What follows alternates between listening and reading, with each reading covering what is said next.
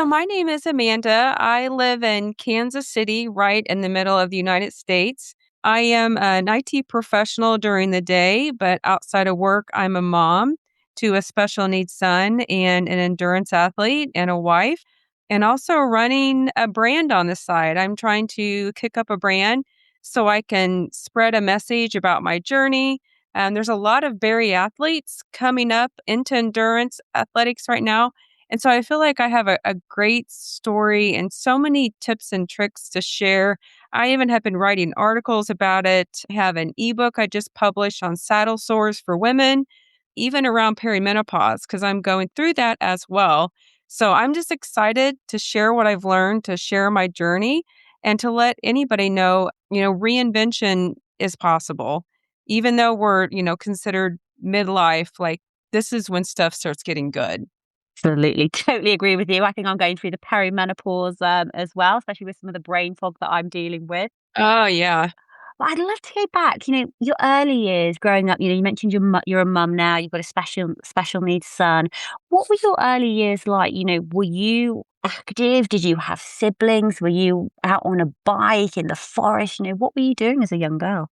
I grew up on a rural community in the southeast corner of Kansas. It was a very, very small community. I think my high school graduating class had 98 when everyone graduated from high school. When I was younger, I was really into reading and writing and art, but I wasn't really into athletics. I had a lot of anxiety around my body and body image, and I just didn't feel like I fit into that crowd.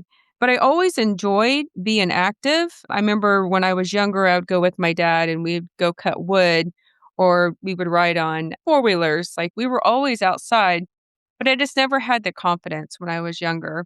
But when I graduated high school, I went and got my undergrad and then pursued my master's degree. I got married and then I settled down and my weight really got unmanageable.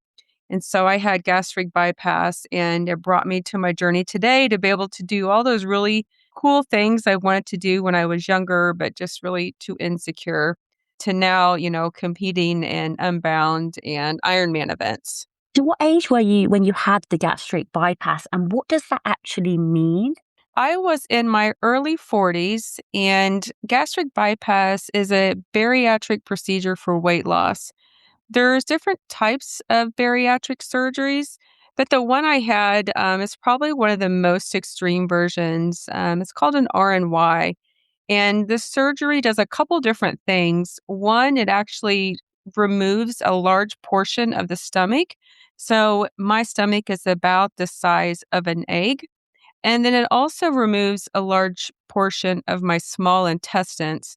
And so not only is it physically restrictive in terms of my stomach size, but also my absorption rate.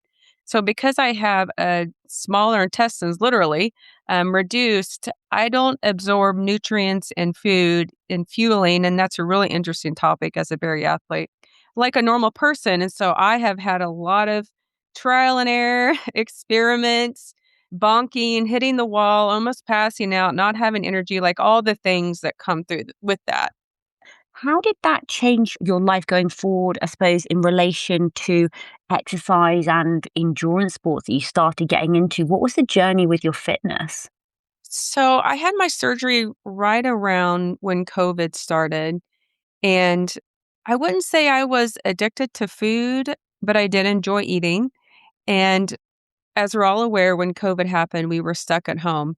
And so right when I got out of my surgery, COVID lockdown happened.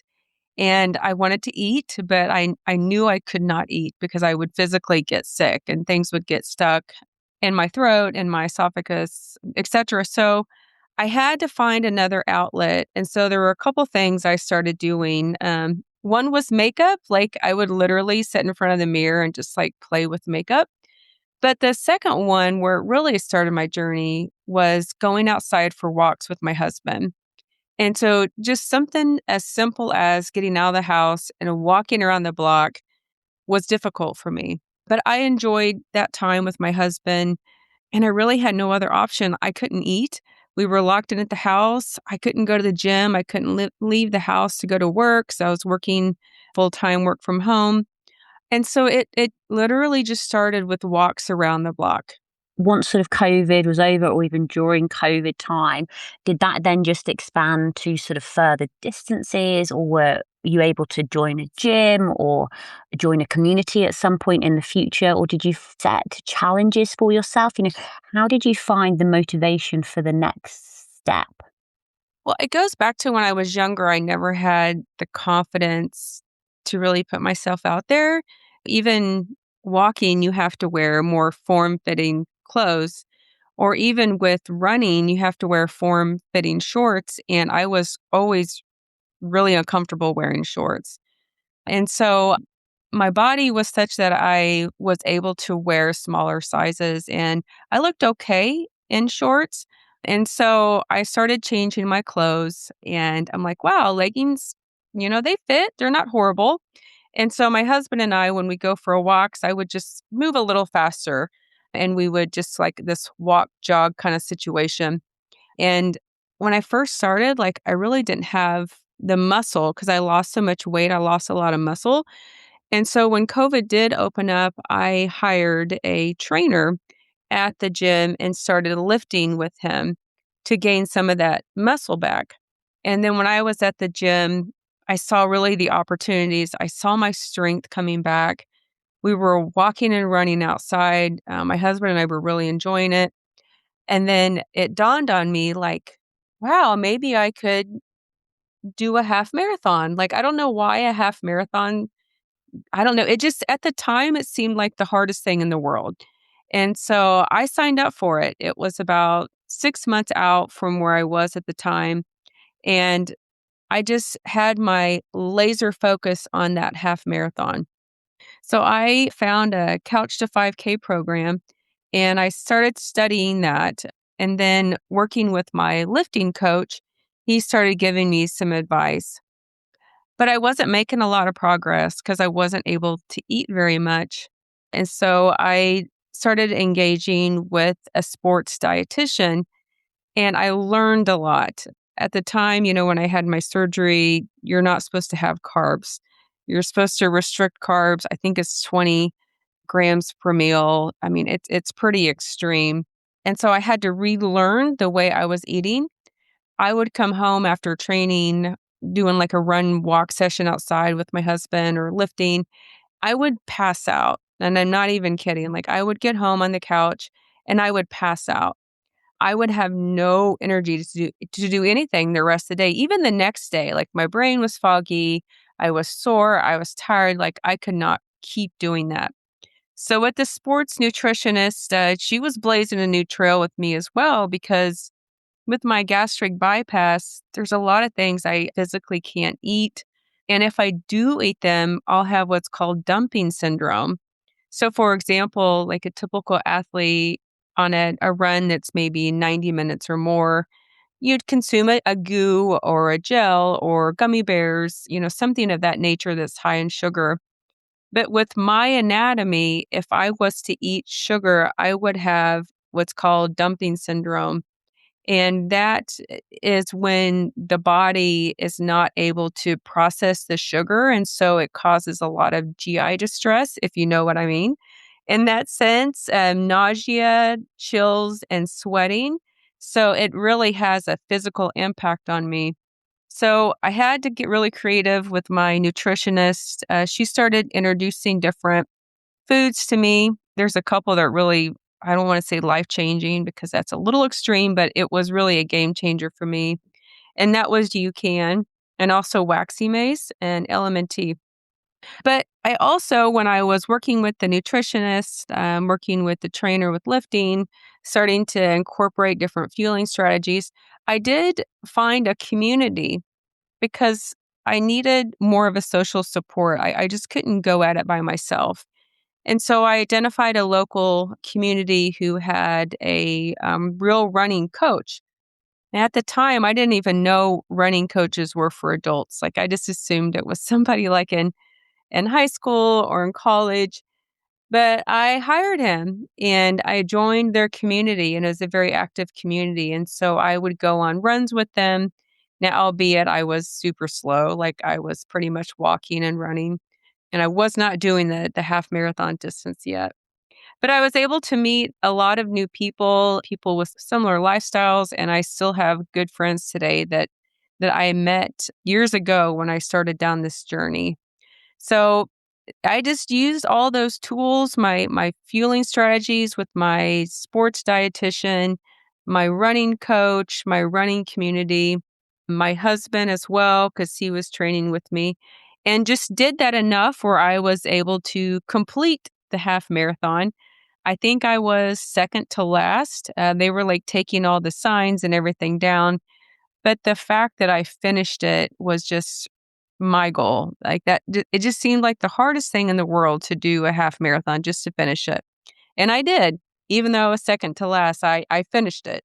I really like the word you used then, my goal. It was a personal Yes. goal to you. It does not matter what anybody else is doing. You set your goal of this half marathon and you went out and pulled all these different people in, from the dietitian, getting help with the nutrition to working with a coach, going from the couch to 5K, realizing that you needed more support. You pulled so many different pieces together, which is really fantastic. But there is one word that you've mentioned a few times, which I'd love to dig into in a little bit more detail, and that's around the confidence piece. So you said, when you were younger, you didn't have that confidence, and having the surgery, how has your confidence changed? Has your confidence changed? Hey, I think that's a wonderful question. And what's fascinating to me is when I was younger, I would see thinner bodies and especially women. If I saw women in thinner bodies or even athletic bodies, I assumed that they were very fit and they had a big cardiovascular engine and they were able to do any kind of physical activity that they would want just based on their physical appearance of being quote unquote in a thin body. And I took that thinking into my training, and it really blew my mind because I was in a quote unquote thin body. My weight was considered a normal weight. People would look at me and say, "Yeah, you're small." But I physically could not do the work that I needed to do to get to the goal. So I had to really challenge myself and my own thinking because it's not true. Even though people have a thin body, doesn't mean they're fit. It doesn't mean they have the muscular strength. It doesn't mean that they have the tenacity and the grit to actually do something like that. And so now I really rethink what that means in terms of what a body looks like. And that translated into myself, even though, I didn't look like the athlete. I was starting to learn it's not the way someone looks, it's their mental fortitude, their grit, their resilience, their habits, their consistency. Those really define a person's character and their grit. And I felt like once I realized that and I started wrapping my mind around that thinking, I really started to build my self confidence because it wasn't about how I looked, but it was the mental space that I was in. Digging into that mental space for you, was there like one moment when it was either at the end of a race, maybe, where you've had like a realization?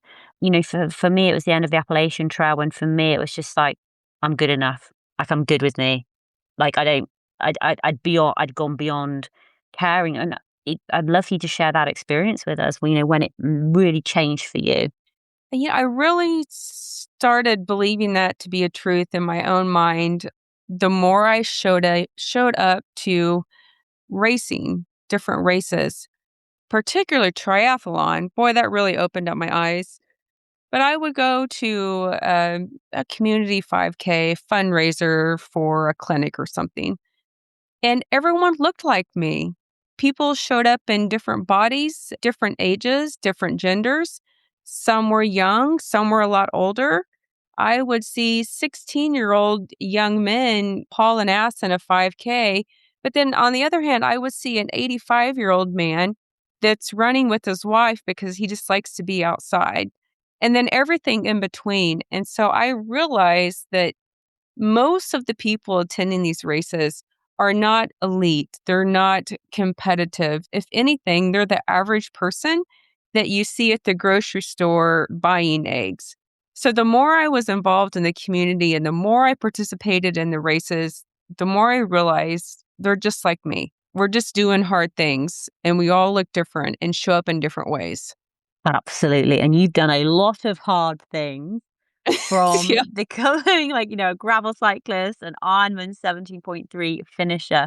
Let's dig into that triathlon a little bit more actually, because that's three disciplines. You've got the swimming, the cycling, the running, and then we also need to add in the nutrition as well. With the confidence piece, how was it for you with swimming, with having to get into, a wetsuit or a swimsuit and sort of be out there? How was that side of things? Yeah. So I'm a big advocate for individuals who are just starting out in any kind of community racing to volunteer at a couple events because they'll quickly realize that everyone looks like them. They don't have to wear a certain brand. They don't have to have a certain body size or age or gender. They look like us when they show up to the race. And so I did that. I took my own advice. I volunteered at a community triathlon. And when I was volunteering, I saw the whole variety of life. And triathlon was really fascinating to me because a lot of the ladies that were in that race were probably 50 years old or higher. There was one lady that was in my club. I'm still part of the club now. She's in her 80s. And so I was blown away that these women were doing these incredibly hard things with their bodies and they were okay with it. And so that got me super excited about triathlon because if they can do it and they're older than me and their bodies look completely different than mine, then there's no reason I can't do it. And so I joined a community, I joined a club, I started learning, I leaned in really hard, and it's still today, it's an amazing experience, and I'm still attending 70.3. So I have one this year coming up. Tell us about one of your favorite races, or maybe one of the most challenging. I don't know if they were the same race or different races, where you really sort of like had to overcome a challenge during the race, or you just learned something about yourself during that experience. I'd have to say gravel racing is probably by far the hardest out of the disciplines really of any endurance sport that I have participated in. I do believe it to be harder than running. I believe it harder to be triathlon. Swimming's hard, don't get me wrong, but gravel cycling is a different animal because the sheer amount of watts and torque that has to be put down over a long distance that a typical like road event or crit or something like that, it's almost double the effort. And typically with gravel cycling, you're out in the middle of nowhere. There are no sag stations. There are no navigation signs. There's nobody trailing behind you to support. And you could be out in the middle of nowhere and your bike computer dies because, you've been running on a bright screen and you don't know where to go, left, right, north, south, east, west, and you're all by yourself, you're alone. And so just the sheer nature of gravel cycling has, in my mind, in my opinion, is the hardest sport I've ever done. Out of all the races, I would say the most difficult one and maybe the most rewarding was Unbound. And Unbound is a gravel race and it's known worldwide. There's people that come to compete from Europe and Australia, and it's located in a town about 2 hours from where I live. And so it was a no brainer to jump in to that lottery and try it. And I just did the 50 mile in gravel. They call it, when they reference a distance, they'll say 40 ish or 80 ish. And so you never really know what you're going to get. It's like Forrest Gump. It's a box of chocolates. You never know what you're going to get. And so I signed up and I got selected in the lottery for Unbound 50. So that was 50-ish miles gravel race, a very large gravel race in the Flint Hills of Kansas. And I tell you, that is a hard course. I struggled. My fuel was not on point. My hydration was all kinds of chaotic because I did not bring enough water. And the SAG stations, the ones they did have, I think there were maybe 2 or 1. And so it's really kind of like fending for yourself, so to speak. And that course is extremely difficult. They have minimum maintained roads or MMRs. And so there would be stretches riding your bike that you could not pedal because the mud totally cakes up your wheels, your derailleur, your gears, where it locks everything up. And so you'll have to bring like paint sticks or something to scrape the mud off. And there were sections that was really deep and really sharp. And so thank goodness I didn't have a flat, but people were blowing out their tires and all kinds of bad things. But that one was really hard. And I had to walk my bike quite a bit. And that's something I've struggled with as well, is kind of getting over that. But actually, my husband was with me for that one, and he was pushing me. Like, I was holding my bike, and he was pushing me probably the last, I don't know, 5 miles or so just to finish, because I was having conversations with myself, like, minute to minute about, "Okay, I just need to go one more step. Okay, I just need to go to the next rock. Okay, if I get over this hill, I'll be fine." And so I just had to grind it out, and that one was so incredibly difficult, but also very rewarding because Unbound is one of those races, like, if you finish it, it's a huge feat of accomplishment for any gravel cyclist, really. I've got no idea how long it would even take to race a 50 miler. Are you out there for like 2 hours, 5 hours, 10 hours? Are you carrying like the hydration pack on your back? Do you need to refuel like every hour or so? What does the hydration and fueling look like? And how does it work for you specifically when your stomach is the size of an egg? Yeah, so for Unbound, it's interesting because gravel cycling, if I was to tell somebody, even in cycling, my average was 10 miles per hour, people would be like, "Oh my god, that's so slow. That's freaking slow. Like, why are you going so slow?" But on gravel roads and a course like Unbound, you are grinding it out. People that were finishing at an average like 15 miles per hour were doing really well. So it's kind of a different concept to wrap the mind around because you're just sinking and you have winds. In terms of fueling, I had a water pack that I kept on my back, and I tried to drink, every 30 minutes, 15 minutes. But even today, that's really hard for me because I don't have those thirst signals, but I know I need to drink. And, also the stressor of being at an event, people going by you, trying to walk your bike, trying to stay literally upright because you're tripping over rocks. I mean, it was difficult. In my water, I usually have, I have 2 things now I always keep in my water, but at the time, I just had LMNT. And that so far has been one of the only sodium replacements I've been able to use because it's sugar-free.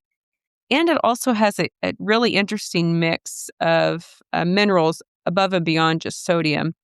So in my water pack, at the time, I wasn't really disciplined in terms of how many, ounces I need to complete per, minutes, hours, things like that. I do that now, but at the time, I really struggled with that. So in my water pack, I would have LMNT, and I maybe refilled it maybe once or twice. And in that particular race, I was out there for close to 6 hours. And for me personally, like when I get into the 4-hour mark, that's when life gets a little sketchy. I can push up to 4 hours, but after that, that's when I start getting kind of sick and lightheaded and dizzy if I'm not super aggressive with my fueling and my hydration. For fueling, UCAN is the only product I can use so far.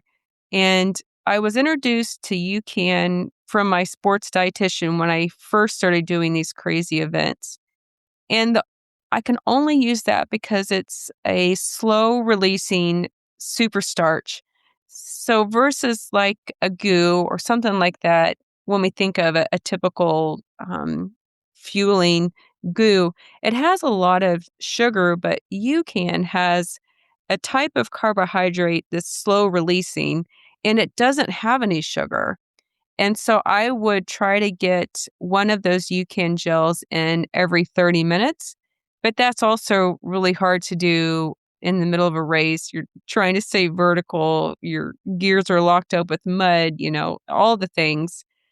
So I tried to, but it was very difficult. And that's why I think that race overall was very difficult as well, because there were probably 2 hours I was just running on sheer grit at the end, my husband pushing me towards the end and just taking one step at a time, one rock in front of me, one crack in front of me, and I just had to grind it out.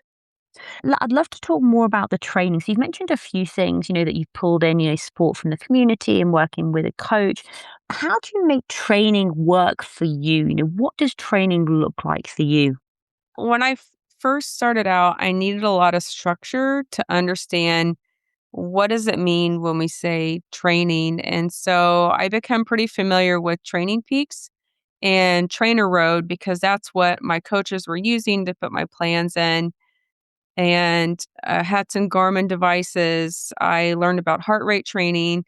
And so I got a heart rate monitor that connected to my training plan so I can see how I was progressing. And then a Garmin watch. So when I would go on runs and rides, I could time myself, look at my heart rate, manage effort. And so over the years, I've been able to study all those different approaches with Trainer Road and learn that sweet spot for me in terms of what are those things I have to do week to week to just squeak by, so to speak. Not, I mean, there's weeks where I just don't have it in me to do something, but I try to get that minimum in. And I've learned that minimum for myself just working with coaches, being in the community, understanding training blocks. And so now I can bake that in per week where I know that I need to get at a minimum 2 lifting sessions in and at a minimum 2 basic zone 2 rides in or 2 basic cardio type activities. So it could be like even a speed walking workout on a treadmill or incline walking on the treadmill because I've learned those heart rate ranges.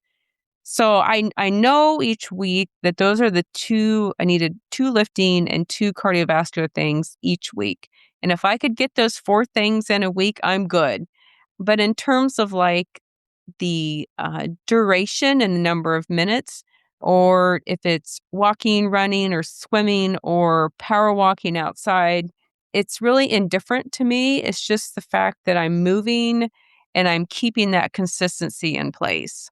When do you find training best for you? Are you sort of set your alarm at 4 a.m.? Are you lunchtime during work? Are you evenings? Is it the weekends? How do you fit it into your lifestyle? So typically in the mornings, that's when I'll get on the trainer. So that's when the house is quiet, kiddo is asleep, husband is asleep. And so I'll get on the trainer. And for me, I have a really small house. It's very compact. So my trainer is literally, in the living room. And so I have to be pretty strategic in terms of when I get on the trainer because, I can get loud and I'm listening to stuff. And sometimes I'll get on like a Zwift ride. And so I'm talking with other people, chatting it up. So I try to do that in the morning. At night, I do enjoy more of that community vibe and being around my buddies in those communities. So I'll link up with different communities and go for a group ride in the evening, or I'll go do some lifting at my local community gym so I can see my buddies in the gym, or go walk around the track with this gentleman who's in his 90s called Bugs. But I really like that social interaction. So if I do something at night, it's going to be one of those things so I can get out of the house and have that social component to my workout. Do you have any tips around like sort of motivation for getting out of the house? Because I know that that's something that I can struggle with when it's like, ugh, especially in the UK at the moment, it's cold, it's Yeah. dark, I'm in my pajamas, I'm quite cozy and warm, and I've got access to Netflix and hot chocolate at home. But, to get out there and to do that workout or to get on the trainer, when you lose your mojo, where does your motivation come from? I would say the biggest thing are the people that surround me. So my husband is very active too. And so there'll be mornings where I'm not feeling it.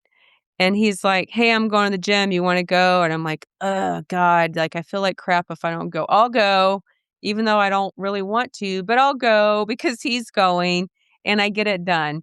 Or like on a weekend, like even this morning, I got a text from another writer.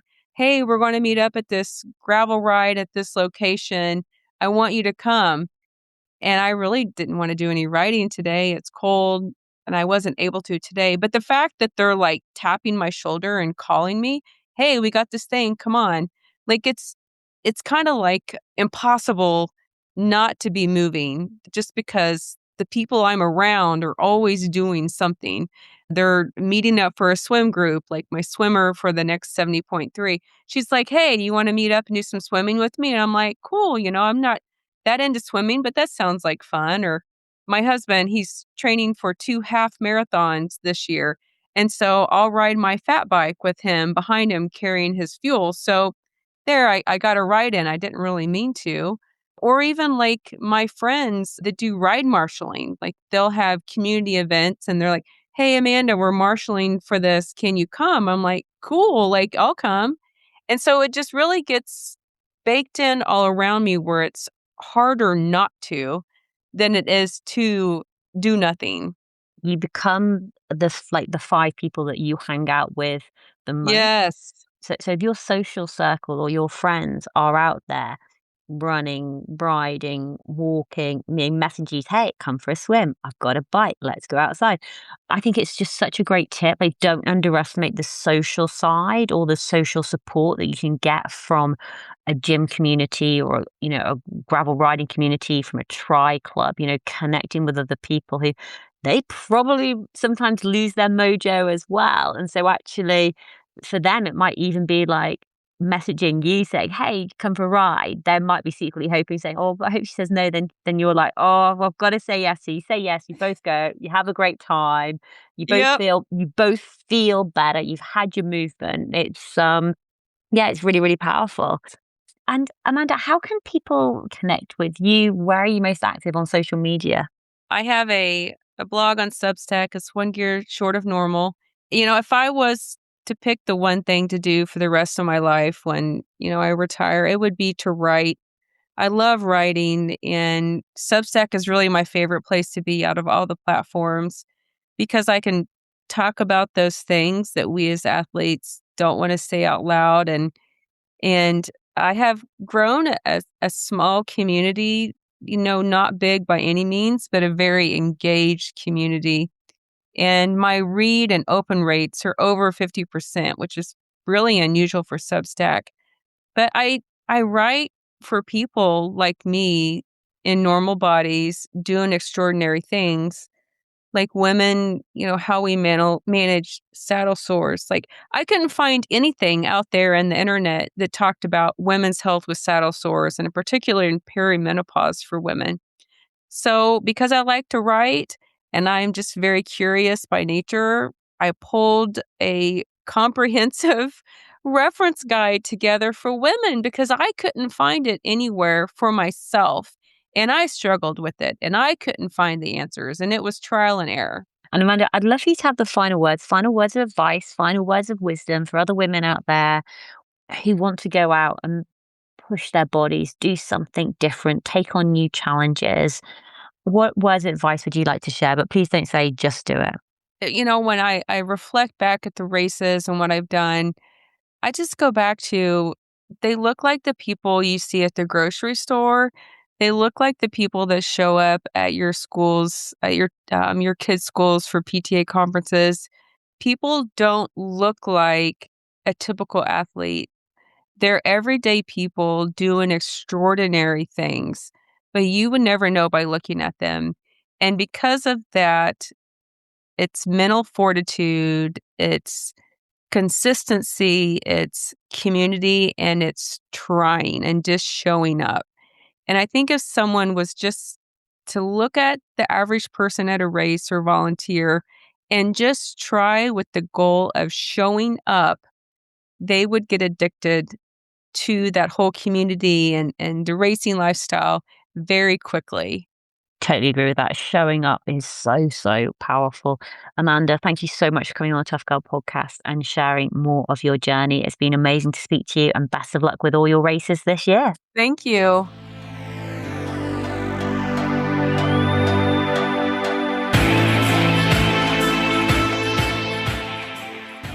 Hey, tribe. How are we all doing? I hope you enjoyed the episode with Amanda. So everything that we have talked about today will be available in the show notes at toughgirlchallenges.com. So please do go and check it out.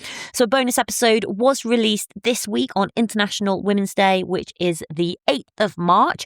So I'm delighted to share a little bit more about that episode and what you can expect from it.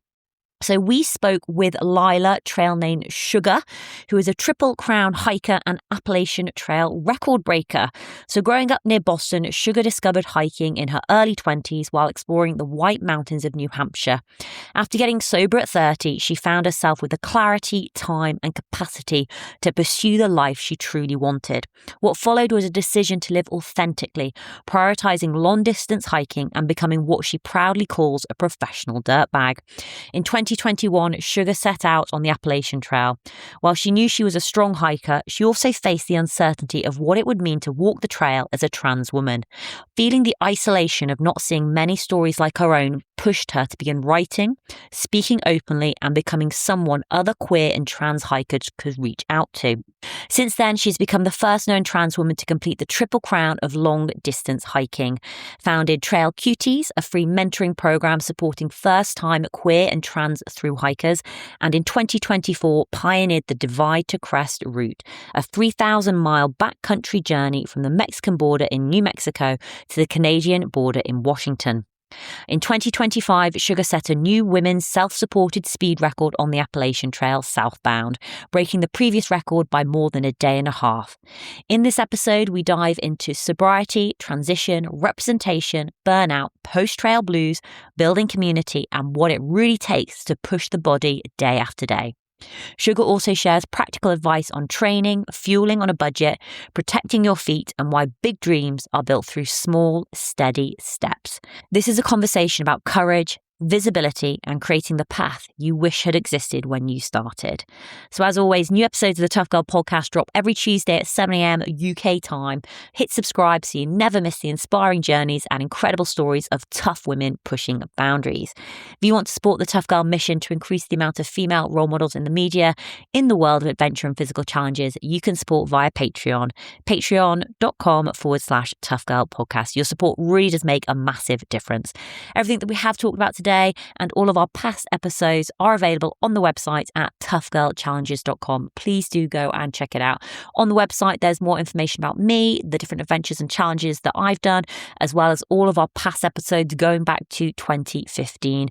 There is a dedicated resources section. So if you're interested in a specific adventure or challenge, from thru-hiking to mountaineering to running or rowing oceans or polar exploring, whatever it may be, there will be curated episodes in that section that you can go and download and listen to. Thank you so much for listening. And all that's left for me to say is, wherever you are, whatever you are doing, give it your all, give it 110%, get after it, go for it, believe in yourself, because I believe in you. Take care, lots of love, and I'll speak to you soon.